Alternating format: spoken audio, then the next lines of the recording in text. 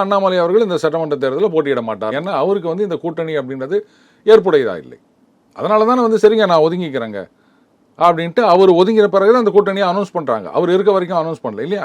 அதுக்கு முன்னாடி அவர் சொல்லிட்டாரு நான் ஒதுங்கிக் கொள்கிறேன் அப்படின்னு கிளீனா அவர் சொல்லிட்டாரு. அவர் வந்து தனியா நின்று பாஜகவை வளர்க்க வேண்டும். இது வந்து ஆரம்பத்துலேருந்து சொல்லிட்டு வர்றாரு. இடுப்புல துணியை கட்டிக்கின்னு நீங்க எவ்வளவு கொடுக்குறீங்களா கொடுங்க அப்படிலாம் போய் நிற்க முடியாது அப்படின்றத ஆரம்பத்திலே அவர் சொல்லிட்டாரு இல்லையா? அப்படி இருக்கச்சே இந்த மாதிரி ஒரு கூட்டணின்னும் போது சரி ரைட்டு கட்சி கட்டுப்பாட்டுக்கு நான் தலை வணங்குகிறேன், நான் ஒதுங்கிக்கிறேன் ஒரு தொண்டனா அப்படின்ட்டு அவர் ஒதுங்கிட்டாரு. அண்ணாமலை வளர்ச்சி வந்து தனிநபர் வளர்ச்சிலாம் நான் சொல்ல மாட்டேன். அவர் கட்சியாக தானே இது பண்ணிட்டு இருக்காரு. இதே அண்ணாமலை வந்து வேலையை ரிசைன் பண்ணிட்டு இங்க வந்து இருந்தார்ல, அப்பெல்லாம் இந்த அளவுக்கு இல்லைல்ல. அவர் பாட்டுக்கு ஏதோ பண்ணிட்டு இருந்தாரு. சரியா? இப்போ அரசியல்னு வந்தாரு, கட்சியில் வந்து துணைத் தலைவரானாரு, தலைவரானாரு, பெரிய அளவுக்கு கொண்டு வந்தாரு. அப்புறம் என்ன அவர் வளர்ந்தா ஏன் வந்து இதை சில பேர் கேள்வி கேட்கணும்னு எனக்கு புரியல. அவர் வளர்ந்தா கட்சிக்கு தானே நல்லது.